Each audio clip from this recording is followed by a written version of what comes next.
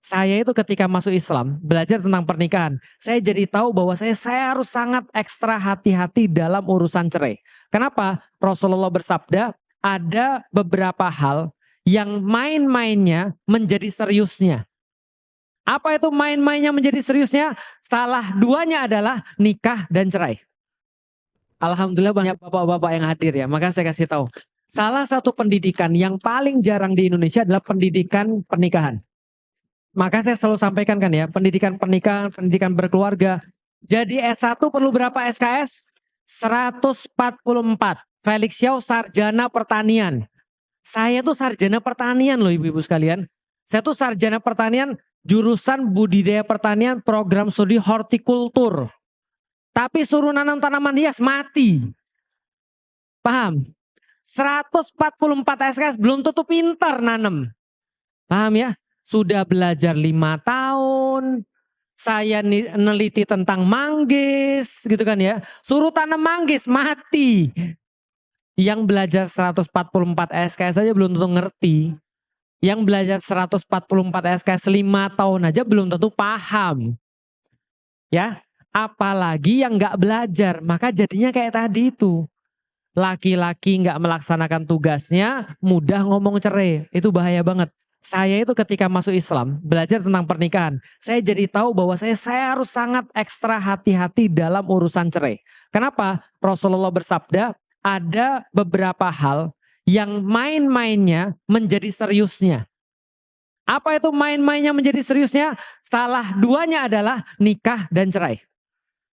Jadi contoh nih misalnya, kita lagi mau syuting gitu kan ya. Lagi mau main-main aja nih. Saya nikahkan anak saya Anu binti Anu kepada ini. Fulana binti Fulana kepada Fulan bin Fulan. Dibayar tunai. Syuting aja Ustadz. Jadi itu. Paham ya? Main-mainnya jadi seriusnya. Itu adalah salah satu adalah nikah dan juga cerai. Cerai itu main-mainnya itu seriusnya. Cuman ulama-ulama ngelihat pada zaman sekarang orang-orang tuh pada geblek. Paham? Karena pada stres, pada ngawur, pada geblek, maka ulama-ulama ngasih. Ya sudahlah, karena ini dunia sudah orang pada nggak belajar Islam. Dia nggak tahu dan selama dia belum tahu dan nggak serius, masih ada perbedaan pendapat ulama, masih dikasih kesempatan. Tapi ingat baik-baik, ini bukan mainan loh, serius. Karena gini ya, contoh ya, ada banyak kiasan yang membuat orang bisa cerai. Satu, contoh, pergi kamu tempat ibumu, itu jatuh talak. Balik ke rumahmu yang dulu, itu jatuh talak. Paham ya sampai di sini ya? Aku udah selesai sama kamu, itu jatuh talak. Hati-hati banget. Karena kata-kata laki-laki yang mengkiaskan dengan niatan tertentu itu jatuh. Walaupun emosi Ustadz, walaupun emosi. Dalam pandangan fikih klasik. Kalau fikih kontemporer, karena banyak masalah, baru tuh ulama-ulama bilang, ya sudahlah. Karena kalau dihitung tentang fikih kontemporer, itu bapak-bapak ada yang hampir tiap hari ngomong gitu. Coba bayangin ya, ngomong gini, balik kamu ke tempat ibumu. Terus malamnya barengan. Barengan tahu maksudnya, bukan main catur ya. Jelas ya? Barengan nih, itu namanya rujuk. Oke, talak 1, rujuk 1. Jelas sampai di sini? Bulan depan bilang lagi, kamu itu sama aku udah selesai. You, me, and. Paham ya? Talak 2. Malamnya bareng lagi. Berarti sudah rujuk ke 2. Terus ngomong lagi, kamu balik aja ke rumah orang tuamu. Talak 3. Paham sampai di sini? Talak 3 bisa balik lagi? Bisa. Bisa. Gimana caranya tahu? Yang cowok nikah sama seseorang, yang cewek nikah sama seseorang, lalu mereka cerai, baru boleh nikah lagi. Dan ini nggak boleh disetting. Nggak boleh disetting. Ini cuma nikah setting aja, nggak bisa. Nggak berlaku hukumnya, jelas? Maksudnya apa? Maksudnya jangan sampai bilang cerai. Gitu loh. Kalau mau marah-marah, bodoh jangan. Paham maksudnya? Marah boleh, yang nggak boleh bodoh. Bodoh tuh maksudnya apa? Allah kasih 3, langsung dipakai 3. Apalagi kalau saking orang tuh kemudian marahnya langsung bilang, kamu saya talak 3. Waduh. Itu ngeri itu. Karena itu bisa digabung jadi 1 juga. Jadi kamu langsung saya talak 3, nggak bisa balik lagi. Kecuali dengan cara yang tadi. Maka hati-hati banget. Kalau mau marah, marah aja. Kamu itu ya mulutmu nggak bisa dijaga. Kamu tuh mboknya kayak gini-gini. Udah, kamu sekarang gak usah tidur sama aku. Gak apa-apa. Itu namanya diajarin, ditakdib. Karena cara mentakdib seorang istri, nanti kita pelajari ada beberapa cara. 1, diomongin dulu. Kalau diomongin masih, baru pisahin ranjang. Pisahin ranjang nggak ditegur 3 hari. Suruh dia mikir. Setelah dipisahin ranjang 3 hari, sudah mikir, masih nggak mau tobat juga, baru dipukul. Dipukulnya bukan di kepala, bukan di muka, bukan dengan yang menyakitkan, bukan dengan yang berbekas, misalnya disetrika, jangan. Paham ya? Gitu ya. Dikunci jiu-jitsu, jangan juga. Karena itu menyakitkan, nggak boleh berbekas, nggak boleh menyakitkan, dan jangan di wajah, kepala, jangan. Dipukulnya ya bisa jadi di sinilah, di lengan, bisa jadi di paha dan segala macam. Untuk sebagai sebuah tanda. Kalau kamu dari sini nggak bisa belajar lagi, berarti ada pendidikan yang terakhir, talak. Jelas sampai di sini ya. Maka hati-hati banget dengan laki-laki. Lah kalau sudah gitu gimana? Memang harus konsultasi sama ustadz, sama KUA yang pengalaman. Seperti apa zaman sekarang? Mau diambil fikihnya yang mana? Berarti kan yang laki-laki harus dikasih tahu dulu tuh. Gini loh Pak, kalau Bapak itu mau emosi, mau nggak emosi, kalau Bapak sudah ngomong talak jatuh cerai. Kalau Bapak bilang kamu hari ini pulang ke rumah ibumu sudah jatuh cerai. Kamu itu udahlah balik lagi ke zaman lo, udah jatuh cerai. Diajarin dulu, setelah diajarin jangan dilakukan ya Pak. Udah dianggap lagi di awal, itu fikih kontemporernya tuh. Dikasih pembinaan, lalu kemudian disuruh ulang lagi. Nah tapi kalau masih nggak bisa juga ya sudah. Bisa dipahami ya. Makanya kenapa talak itu dikasih di mulutnya laki-laki. Karena laki-laki itu punya rem. Apa namanya? Akal. Nggak dikasih ke perempuan. Karena perempuan, dan itu wajar. Itu wajar. Perempuan kalau ngomong nggak emosi, anak tuh nggak terdidik. Jelas ya? Makanya talak dikasih ke laki-laki. Karena laki-laki mikir. Jangan dikasih ke perempuan. Tapi kalau laki-laki juga nggak mikir, ini ngawur itu. Makanya dipelajari dulu. Nah artinya kalau kayak tadi solusinya ya memang diajak ke KUA sama suaminya, diajak ngobrol. Pak menurut Bapak kira-kira masih mau nggak kita dilanjut pernikahan? Ya kan? Ya sebenarnya saya tuh kesel sama kamu, cuma saya tuh cuma mau sama anak. Ya udah sekarang kita mikirin anak. Yuk kita bareng-bareng ke KUA. Gimana caranya? Nyelamatin pernikahan ini. Semua bisa dibicarakan kok. Lah dulu aja kita nggak saling kenal jadi saling suka. Kan sudah pernah saling suka toh. Iya kan ya? Kan sudah pernah saling suka, berarti kan akan lebih mudah dong untuk saling suka lagi kalau syarat dan kondisinya terpenuhi kan gitu kan ya. Ya tapi kamu tuh jangan gitu, aku tuh cuma mau main futsal bukan mau zina. Main futsal ditanya-tanya terus misalnya. Ya udah ngobrol lah. Gimana caranya? Inti pernikahan sudah saya berkali-kali ngomong kan, komunikasi. Karena kalau bapak ibu nggak ngobrol nih, yang ngobrol setan nih ke sini. Tahu nggak setan kalau udah ngobrol? Ngeri. Jangan-jangan dia tuh memang sudah nggak suka sama kamu dari dulu. Masa gini aja masalah. Yang itu temennya dia aja dia nggak apa-apa. Tapi kalau kamu dia ribut. Itu setan semua yang ngomong. Padahal belum tentu pasangan kita kayak gitu. Paham nggak? Istri saya tiba-tiba keluar rumah. Setan ngomong apa? Kok dia nggak minta izin sama kamu? Udah mulai kurang ajar jangan-jangan dia. Jangan-jangan bagi dia kamu nggak berarti. Tapi kalau dia pergi ke tempat yang lain dia urusin. Kenapa kamu enggak dan segala macam. Itu setan yang ngomong. Coba ngomong sama orangnya. Jangan-jangan dia cuma bilang, ya tadi saya nggak sempet aja lupa. Selesai. Gitu kan ya. Nah maka kalau kita nggak komunikasi, yang komunikasi siapa? Dan setan nggak cuma ngomong sama ibu-ibu sekalian. Dia juga ngomong sama bapaknya. Dia tuh memang curigaan terus sih. Dulu sebelum nikah nggak gitu. Paham ya? Banyak tuh setan ngomong tuh. Nah maka setan nanti akan membuat kita saling curiga. Yang akhirnya malah susah. Makanya ngobrol. Tapi Ustadz saya tuh lagi marah. Gengsi Ustadz. Iya gak apa-apa. Marah gak apa-apa. Normal. Tapi ngobrol.